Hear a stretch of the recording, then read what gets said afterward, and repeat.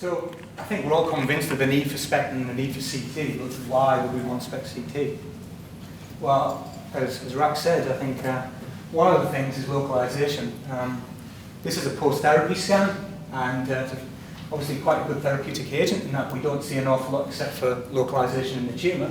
But I bet anyone will know where that tumour was. If I give you the MIM, you can see that we have this tumour. You see the kidneys, you obviously see it's somewhere in the pelvis, but it isn't until we actually get SPECT CT that we can actually say that that tumour is a soft tissue tumour rather than being in the bone. So localization is obviously something that's very helpful when we introduce SPECT and CT together. And as Rack said about attenuation correction, I think, well, not only attenuation correction, but predominantly attenuation correction at the moment. We all know that when we're doing our myocardial perfusion studies in nuclear medicine, that we are limited by attenuation artifacts. And although experienced clinicians can read around these attenuation artifacts, if you actually correct using some kind of CT, you can actually have more confidence in your interpretation of the images. But also we have complementary information as well. Sometimes having the SPECT and the CT together actually give us a sum greater than the two individual parts. So again, another lumbar spine SPECT, and we see the CT here. So we see a facet joint lesion here, and once we put it all together, we probably gain more information than we would do if we looked at the two sets of data independently. So, obviously, SPECT CT has been around for quite a while, and initially we did this by registration, and actually there's still good reasons to use a registration approach. So I'm going to spend a little bit of time talking about this registration approach now. So, you'd think it'd be quite simple to do SPECT CT by registration. We have our SPECT scanner, we have our CT scanner, and we just put them all together. Simple. Acquire the SPECT, acquire the CT, overlay the data, simple. Not quite. Okay, these are two emission tomographs. What you can see straight away that in this study we've got arms up, arm down. So positioning is obviously a key issue when we're doing SPECT CT by registration, particularly with the arms. But also when we're thinking about using cushions or arms or leg support, we've got to keep it as reproducible as possible if you're going to do this registration approach. And obviously that isn't always possible, of course, because you might have done a SPECT scan and then look through trying to report it and think, well, you hand if you had a CT, and you can't go back and ask them to redo the CT because the position was slightly different from the SPECT. And obviously there's other issues with patient positioning when you do a registration approach, as Rack said. In SPECT, we're requiring over 30 minutes, so our SPECT studies are time averaged if we're looking over the lung field or over the heart, where for CT it can be 20 seconds or shorter. And although we can use some kind of breathing techniques to try and the CT to try and minimize this mismatch, it isn't always simple to do, and again, if it's retrospective fusion you're wanting to do, you might not be able to use these approaches. And I've put here about the tabletop as well. Quite often the tabletops in SPECT and CT systems be slightly different, so again that's going to affect the position and make your registrations a little more challenging. So how are we going to do this registration if we want to do a registration? Well, we can obviously eyeball them side by side and just kind of, as experienced radiologists or nuclear medicine physicians, that's often what people do. Or you can put it into some software and try and manually shift the data so that you get good correspondence of your images. Obviously, that's difficult and prone to errors, so what people will generally do is use computer algorithms, and there's a number of ways of doing this. As Rack said, we can manually define some anatomical landmarks on both data sets, which may be simple in some instances, which may not be simple. For that example of the post-therapy scan I showed you earlier on, that would be a bit trickier. But more often, people use a fully automatic approach, which use measures of similarity between the data. So they'll be looking at edges on the SPECT, edges on the CT, or changes in tissue density on the CT in the lung, for example, and for many SPECT images, you'll be able to see where the lungs are as well. So you can use measures of similarity to try and match up that data. But even then, it doesn't always work that well. So what you can do, instead of using all the data, you could maybe just take a subsection of the data. So for example, if you're only interested on the knee, maybe you just take the CT just over the knee joint and the SPECT over the knee joint and get rid of everything else and just try to register a subsection of that data. And obviously the way we can do the registration, there's two different ways really. Normally you would just try to do quite simple rigid registration, whereas like I said, basically you're just going to do translations and notations. Because if it's within the same subject, then there shouldn't really be anything else to do there other than just matching the frames of reference. But if you have deformable tissues, such as breast or lung, then you might need to be a little bit more, take a slightly more complicated approach and apply warp as well. So as you can see here, we're just kind of malforming that rigid structure a little bit to try and match the shapes. When you do these non-rigid registrations, you have to be very careful because you can make apples into oranges and pears into lemons, so you have to be a bit careful about that. And there is software out there. I'll just put an example from Hermes, a relatively old example of thyroid CT SPECT registration. And as Rack said, in the brain it works very well. In this case, it's registered to an MR rather than CT, of course, but it does work very well. So, just to summarise that, when we're doing SPECT CT by registration, as Rack says, usually very simple to do in the brain, more difficult to do that in the limbs, and it can be very difficult to do this registration technique in moving or deformable structures such as the lung or breast. It has proven to be successful in matching cardiac perfusion and CT coronary angiography, as Professor Kaufman will go through later on. It's been very successful there. So even though I'm saying there is technical challenges, it can be done in very extreme motion and technical environments. So although there are technical coordination and workflow challenges, it can be done. The thing to remember is patient positioning is often critical when you're doing this registration approach. So how did we get from this to SPECT CT systems? Well, I think as Rack said, someone in the 90s had a bright idea of, well, if we're doing a registration of this data, why don't we just kind of put two gantries together and have a known gap between them so we can register them in the same setting, with the same position and at the same time point. And this is how the SPECT CT system was born. So we would image the SPECT often, and then move it to the CT with a known translation between the two systems. And like I said, the first system out there was, a commercial system out there was the GE Millennium VG Hawkeye with the CT detectors 90 degrees from the SPECT detectors and on the same gantry. Although obviously technology has moved on from that, so like I said, we have a new version of GE SPECT CT systems with a separate CT on the back of the SPECT gantry.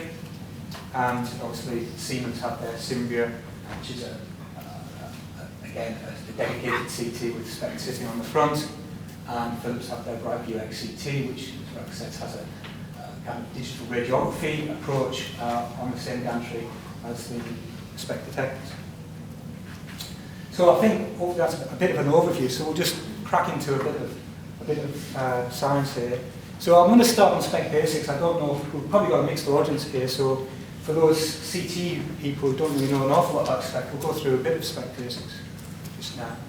And SPECT is relatively simple.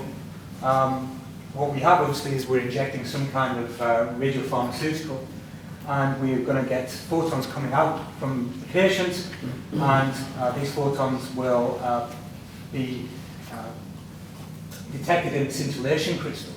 And we have a collimator sitting on the front of this scintillation crystal to give us positional information, so that it only allows photons pretty much orthogonal to the scintillation crystal to be detected. And that obviously helps us with getting us directional information of where those photons have come from. So once we get these radiation, these gamma photons hit the scintillation crystal, what the scintillation crystal will do is it will convert that into a light photon, and the light photon will be detected by photomultiplier tubes, which will change that light into an electronic signal and amplify the signal too. And then the back end of the preamplifiers here, we have some kind of computer system which will put all the signals from the photomultipliers together to give you an idea of exactly whereabouts in this crystal the photon was, the radiation photon created the scintillation. So to get from planar nuclear medicine to SPECT, what we do is we have this detector and it rotates round. So if we had 2 point sources, we would, at this point, in a 1D profile, we would get 2 sources like this. If we go to a more oblique angle, the two sources would be closer together. Lateral, we just get one peak, but they would be aligned. So we get this projection data. Obviously, in reality, the projection data doesn't look like 2 point sources. This is a cardiac image and showing you the projections we're getting from each angle. And using some SPECT reconstruction, tomographic reconstruction, we can create a cardiac image in this case. So how do we do this reconstruction? There's 2 approaches. Probably the workhorse until recently was filtered back projection. So what you're doing with this is, if we had a point source, we would have these detectors at different angles, which would give us these profiles at different angles. And what happens is, obviously, in reality, we don't know what this image is, so we take these profiles and we back project them onto a blank image space. And as we back project, we accumulate the counts as we go along, so you can see we're starting to form some kind of feature in the center here to match the feature that was actually measured. But you can see we're getting resolution losses, we're getting star artifacts here.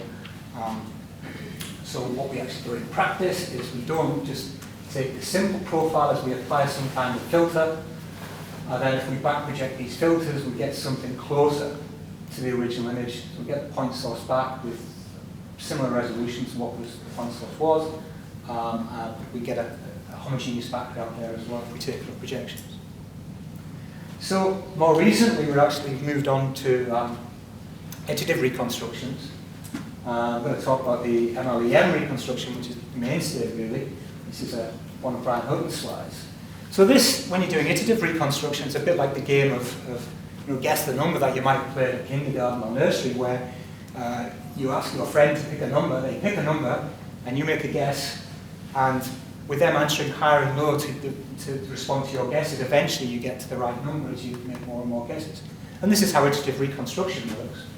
So we have our tomogram and we have projections. So projections now are put in the sinogram. So those profiles are in this direction for the different angles we see in this direction. So we get a number of those projections, what we've measured from our object. So what happens in iterative reconstruction is we make a guess. We say, what image do we think we've got? So in this example, we've just put, for example, 1 count in every part of the image. And then from this estimate of the image, we say, what projections would we have got from this image? So instead of back projecting now, we forward project to produce some estimated projections. These are projections we would estimate from our estimated image. So what we then do is we compare what our estimate is, so our original projections, and and what we do is we update our current estimate by the ratio of the original data and our estimate. And if we do that, we get something that's looking a little bit closer to our original image. So we keep going through this process. Again, we're going to estimate the projections that would have come from this image, like this now, compare them with the original data, and do an update based on this equation here. And as we go around, we get closer and closer to the right image until we get to a point where we think we've got close enough, because he could go on for quite a period of time. So you could either say there's no change between your estimate and your original projections, or you could say that, well, I'm close enough, I'm going to stop now because I've been doing this for quite some time. So that's how iterative reconstruction works, using this MLEM algorithm. But as you can see, that was a speeded up example, but normally that procedure is computationally expensive. It does take quite time to do these full MLEM reconstructions, because you're comparing lots of those projections and lots and lots of data. So what people generally do is they take this ordered subset approach, or SEM, and instead of comparing all the projections each time, they just take a subset. So if we had a subset size of 4, we might just compare projection 1, 17, 33, 49, so angles corresponding to those images. And you find that it's a magnitude, if you take that approach, it's actually magnitude quicker than the full MLEM, so you can get iterative reconstructed images a lot more quickly. And normally when you set these things up, you define iterations and subsets. So if we had 120 projections, and we chose a subset size of 6, that means we would have 20 subsets 20 times 620. And that would be equivalent to 40 iterations of MLEM. So it is a lot quicker than doing these 40 iterations of MLEM, which is the 2 iterations of OSEM. Okay, and we get our SPECT data that we would talk about before. Okay, so hopefully that's the SPECT data covered. So let's go to CT. So obviously with SPECT we're injecting this nice radioactive dye into our patients. But with CT we're actually doing something different. Instead of measuring the radiation coming out of the patient, we're actually passing radiation through the patient using an X-ray tube. So our CT scan looks something like this. But how does that X-ray tube and how do we get our projections from a device like this? If we take off the covers, we get something that looks a little bit like this. So we have our tube, our X-ray tube, our array of detectors, and we will pass radiation through the patient onto these detectors, and this time we'll be measuring how much of the radiation we've attenuated by passing it through the patient. And obviously this time we get our projections by moving the tube and the detectors around different angles. Okay? So that's how we're getting our projections in CT.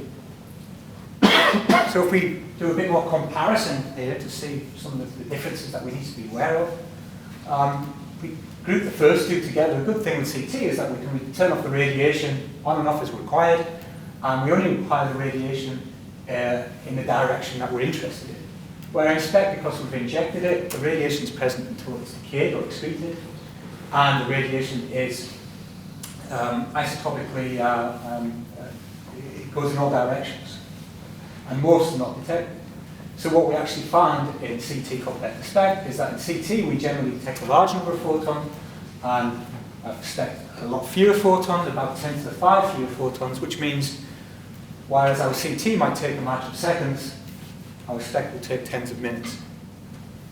The other thing to be aware of course, is that we mentioned that our projections for CTs are some of attenuation, which means we can actually get quite accurate quantification from CT. But for SPECT, we've got a sum of attenuated emissions. So those photons that we were detecting, obviously some of those photons won't actually get to the detector because they'll be attenuated within the body. So often SPECT is difficult to quantitate, but certainly it is a lot more difficult to quantitate. So we have these projections, and how are we going to reconstruct them? Well, up until recently, until very recently in fact, pretty much all CT was reconstructed using filtered back projection, in a similar way that we showed with SPECT.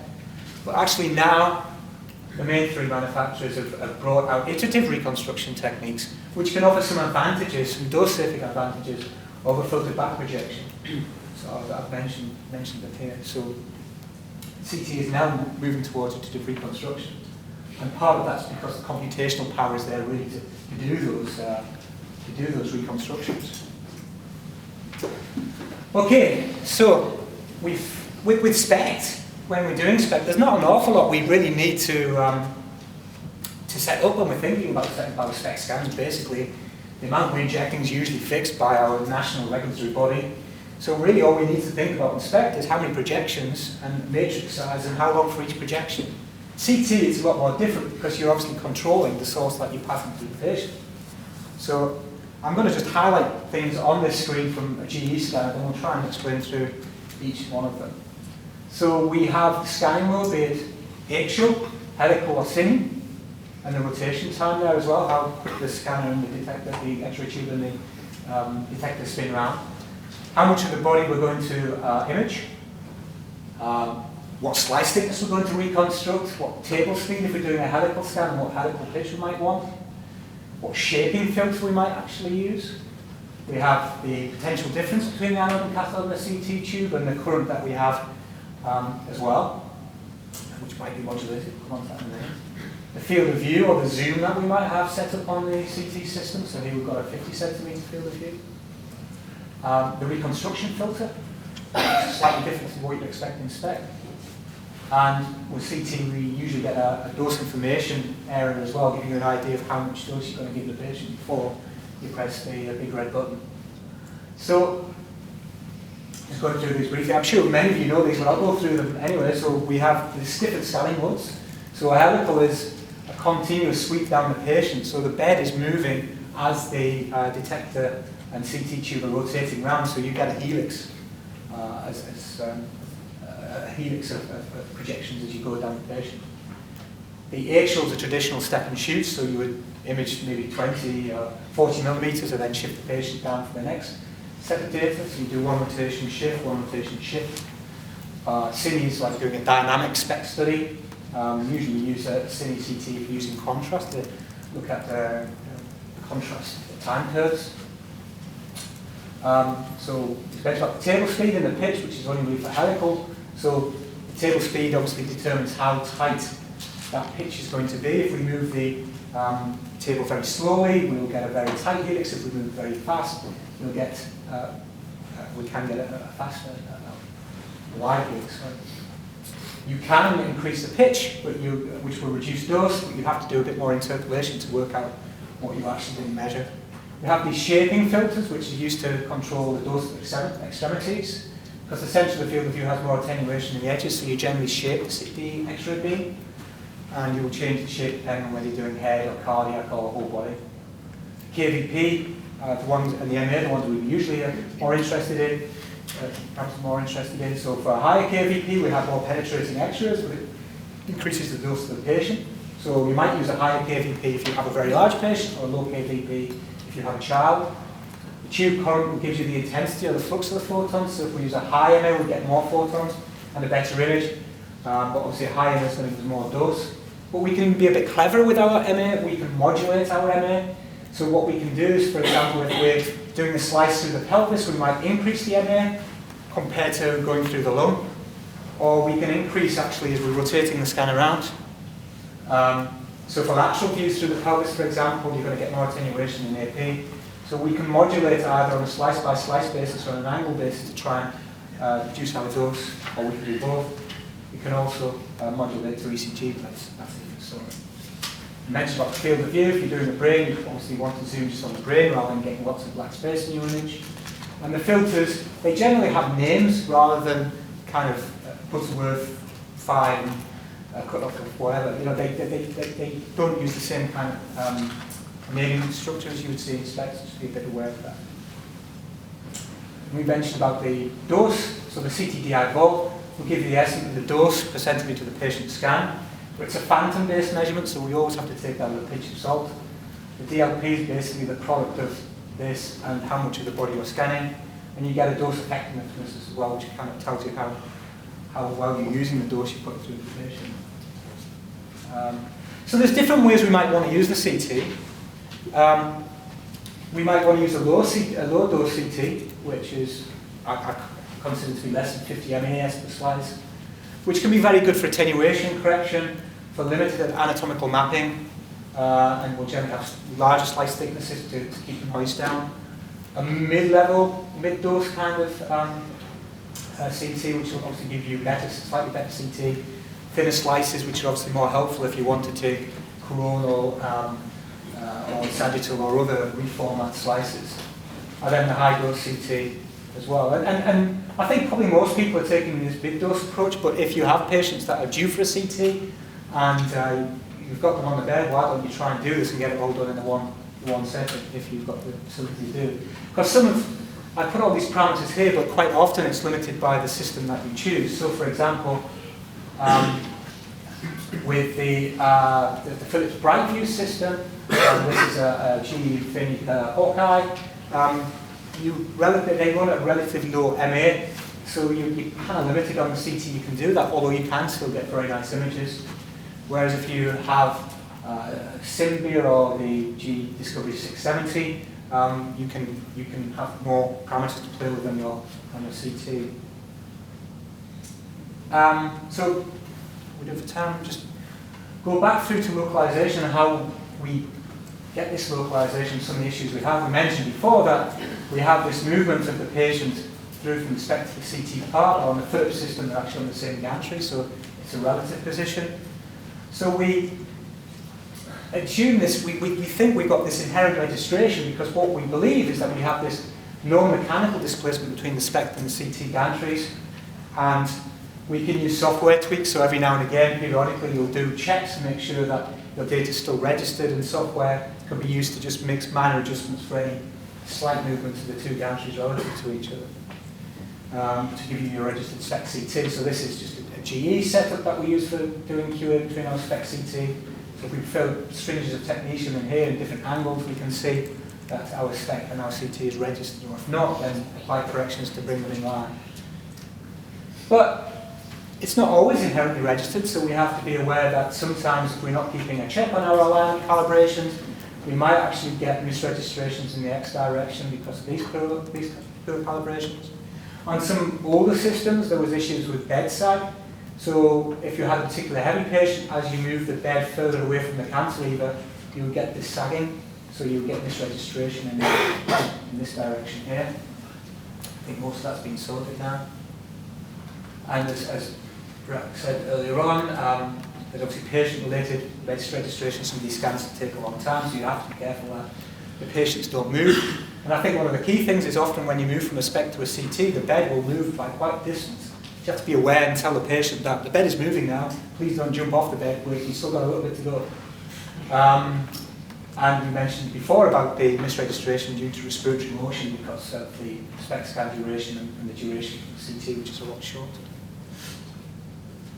But fortunately, there's ways around some of these motion artifacts we can't deal with. So on the Philips BrightView system, they have this tidal breathing approach, which lasts about 60 seconds, which gives you a lot better registration than taking a breath hold approach, which you would kind of normally do to try and register the heart with the SPECT and the CT.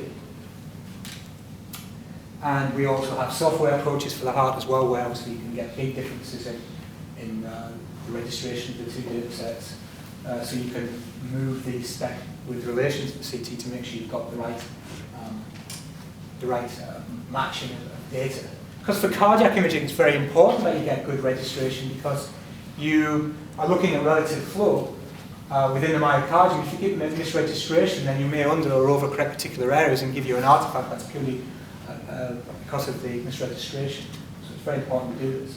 Although you can't ever really account for the difference in the doming of a liver if you have a particularly domed liver for the CT and a relatively flat liver for your SPECT. So misregistration affects both the alignment and the attenuation correction, so just be aware of that. So just quickly, how do we put these, how do we use the CT for attenuation correction? Well, if we remember before we talked about estimating these projections from our image, it all happens at this point here, normally. So if I just give you an example, so when we're estimating projections from this image, imagine we had one count in this box all here. At this angle, we would estimate this one count to come at this position. More centrally, the oblique angle, and at this position at the lateral angle. But if we have the attenuation map, which of course CT is just an attenuation map, we can use the CT to correct from Hounsfield units to attenuation at 140 kV. And that's normally a bilinear approach. So you generally have one linear relationship up to a Hounsfield unit around naught, and then it changes higher than naught. And the reason for that is actually if you assume that it's just one linear relationship, you get about a 20% error in the attenuation you get for both. So you have to be a bit careful of that. So that's why we use this bilinear approach.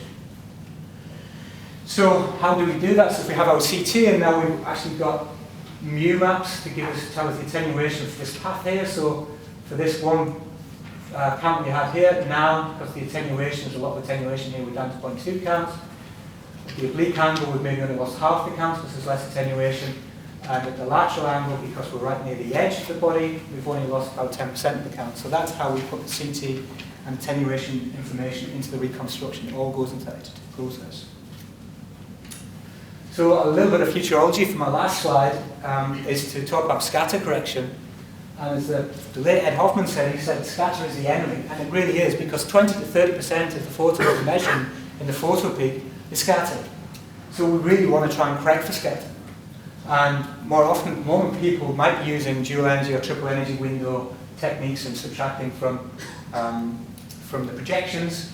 But using the CT information, we can use transmission-dependent convolution or ESSE, which is, I can't remember, but it's all in this nice paper by Brian Hutton. evaluation source scatter estimate. And we could put these, or we can use Monte Carlo as well now with more powerful computers, and take the CT information and put the scatter information into our iterative reconstruction, either this forward project or back project position here, to try and get better images. And you might be thinking, well, that seems quite difficult, why would I want to do that really? Well, I just show up a DAT scan, which has actually got scatter correction on here, so we have a DAT scan, the same page, the same slides. This is filter back projection. This is OSEM, so you can see we're losing some of the streak artifacts we mentioned, which are inherent with filter back projection when we move to the OSEM algorithm.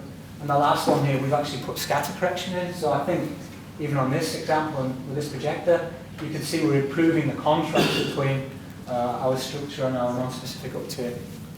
And also, of course, if we go back to one of those original images, it was a post-therapy scan, so if we're wanting to know exactly how much activity we've got in that tumour, we need to scatter correct it to get an accurate value of activity within the tumour. So it's important that we start thinking about these scatter correction approaches.